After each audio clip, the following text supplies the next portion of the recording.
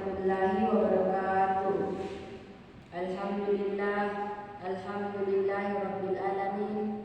Assalatu wassalamu ala asyrafil anbiya'i wal mursalin sayyidina Muhammadin wa ala alihi wa sahbihi ajma'in. Amma ba'd.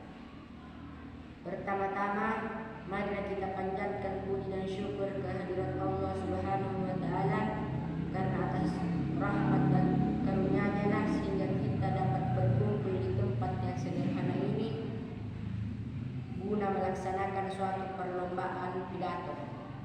Salawat beserta salam semoga tetap tercurahkan kepada baginda Rasulullah sallallahu alaihi wasallam beserta para keluarganya, para sahabatnya, termasuk kita sekalian selaku umatnya. Mudah-mudahan mendapat rahmat dari Allah Subhanahu wa taala. Amin ya rabbal alamin. Hadirin wal hadirat yang saya hormati, kita adalah pelajar, maka kita harus tahu akan status dan peran kita. Status kita adalah pelajar, maka peran kita adalah belajar dengan sebaik-baiknya.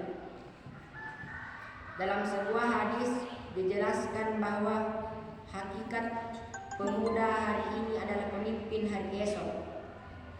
Ketika pemuda hari ini sudah kehilangan kesadaran akan status dan perannya, maka apakah pemuda yang seperti itu yang akan memimpin negeri seribu cerita tentang kekayaan alamnya ini? Sedangkan dalam sejarah kehidupan kebangsaan Indonesia, peranan pemuda sebagai kaum intelektual muda tidak biasa dipisahkan. Mereka selalu menjadi penggagas, pelopor, dan penggerak dalam setiap upaya perubahan semenjak kita belum merdeka. Para pemuda lah yang menorehkan kemerdekaan di bumi yang bergelar Jamrud Khatulistiwa ini. Tetapi keadaan para pemuda di zaman kemerdekaan sekarang ini semua bertolak belakang dengan keadaan para pemuda di zaman sebelum kemerdekaan dahulu. Pemuda sekarang lebih memikirkan kepentingan pribadi dan mengesampingkan bahkan sampai mengacuhkan serta tidak mempedulikan kepentingan orang lain, apalagi kepentingan negaranya. 10 pemuda dapat merubah dunia ini. Hal ini diungkapkan oleh sang proklamator sekaligus Presiden pertama Indonesia, Bung Karno. Berilah aku 1000 orang tua, niscaya akan kucabut gunung Semeru dari akarnya. Berilah aku 10 pemuda, niscaya akan kuguncang dunia ini, Bung Karno. Berikan aku 1 pena, maka insya Allah akan kubuat Rasulullah tersenyum bahagia. Bung Karno jelas ingin menunjukkan bahwa kekuatan pemuda sangat besar. Dengan 10 orang pemuda, ia akan dapat mengguncangkan dunia ini. Ini berarti keberadaan pemuda Indonesia merupakan sebuah potensi besar yang dimiliki bangsa ini. Tanpa pemuda, maka kehidupan sebuah bangsa dapat dikatakan tidak memiliki masa depan. Siapa yang akan menggantikan para pemimpin-pemimpin jika bukan para pemuda? Siapa yang akan mengharumkan nama bangsa jika bukan pemuda? Jika dianalogikan, sebuah negara tanpa pelajar itu bagaikan malam tanpa bintang, bunga tanpa kumbang, bangunan tanpa tiang, bagaikan sarang. Sungguh kasihan, itulah pemuda. Pemuda bahkan pelajar yang dalam kehidupannya tidak dapat memberikan contoh dan keteladanan yang baik, berarti telah meninggalkan amanah dan tanggung jawab sebagai kaum terpelajar. Jika hari ini kegiatan pelajar berorientasi pada hedonisme, hura-hura dan kesenangan, maka berarti telah berada di persimpangan jalan. Jika pelajar hari ini lebih suka mengisi waktu luang mereka dengan agenda rutin, pasaran tanpa tahu dan mengambil tahu tentang perubahan di negeri ini. Jika hari ini pelajar lebih suka dengan kegiatan festival musik dan kompetisi hiburan dengan alasan kreativitas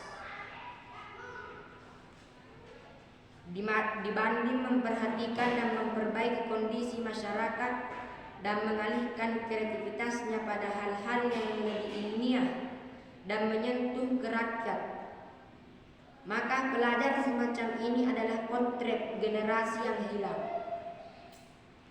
generasi yang terlena dan lupa akan tugas dan tanggung jawab sebagai seorang pemuda dan pelajar. Hadirin wal hadirat yang saya hormati, olehnya kita harus menanyakan kepada diri kita semua, pernahkah kita berkaca pada kondisi bangsa dan kehidupan sosial di sekitar kita di mana semakin banyak manusia yang cacat secara fisik atau mental.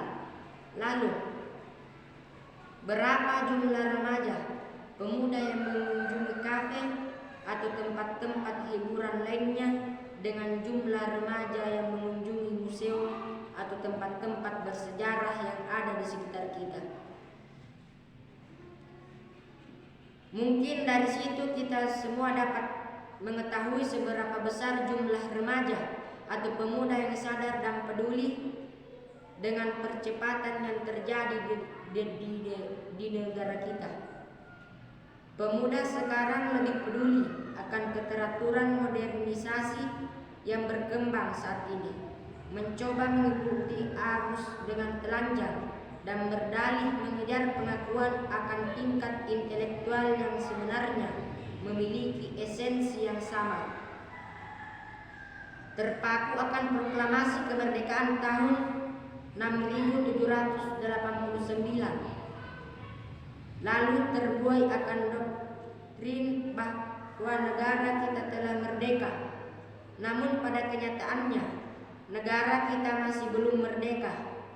Tapi lucunya lagi, dengan tanpa kita sadari bahwa yang terjadi adalah hampir sebagian besar dari kita adalah sebagian penjajahannya. Sikap kita yang sering menutup mata, telinga dan mulut kita akan hal-hal yang terjadi di sekitar kita, dan menurut saya itu bukan budaya hidup kita. Budaya luhur warisan para pejuang kemerdekaan negara kita yang hematnya harus kita lestarikan dalam setiap sisi kehidupan. Budaya yang berasas suatu bangsa Indonesia, satu tanah air, tumpah darah Indonesia, budaya yang seharusnya tetap kokoh menancap, itu sekarang telah hilang. Hadirin wal hadirat yang saya hormati, dalam menanggapi peranan pelajar sekaligus pemuda dalam menanggulangi kondisi ini, sebenarnya banyak sekali peran yang dapat dilakukan. Pelajar selalu menjadi bagian dari perjalanan sebuah bangsa, baik sebagai pelopor, penggerak, bahkan sebagai pengambil keputusan. Pelajar mempunyai pemikiran yang kritis terhadap masalah yang ada di sekitar,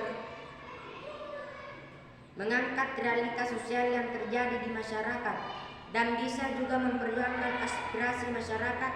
Secara umum, peran pelajar antara lain sebagai penyampai kebenaran, sebagai agen perubahan, dan yang paling utama sebagai generasi penerus bangsa. Pelajar lahir dan tumbuh menjadi entitas modern yang memiliki paradigma ilmiah dalam memandang persoalan kebangsaan dan berkemasyarakatan. Ciri dan gaya pelajar terletak pada ide atau gagasan yang luhur dalam menawarkan solusi atau persoalan-persoalan yang ada. Olehnya pelajar dituntut supaya dia biasa mengikuti perkembangan zaman, mempunyai sikap kritis terhadap lingkungan, mempunyai rasa nasionalisme yang tinggi, dan masih banyak lainnya. Kita sebagai pelajar jangan hanya sekedar menjadi pelajar, tetapi kita harus bisa mengembangkan potensi diri kita, mengembangkan jiwa sosial, dan juga kemampuan soft skill dan hard skill. Dan yang paling utama yaitu kita sebagai pelajar harus bisa membawa negara ini ke dalam perubahan yang lebih baik. Generasi muda adalah the leader of tomorrow. Makanya di tangan kaum muda lah nasib sebuah bangsa dan negara. Maka sesungguhnya semua itu akan kembali kepadanya. Hasil pembangunan dalam aspek apapun sebenarnya adalah bentuk kepentingan dirinya dan masyarakatnya. Demikianlah hadirin sekaligus peran pelajar sekaligus pemuda bagi bangsa dan negaranya. Hadirin wal hadirat yang saya hormati, demikianlah yang dapat saya sampaikan pada kesempatan ini. Terima kasih atas perhatiannya. Saya ucapkan terima kasih. Wassalamualaikum warahmatullahi wabarakatuh.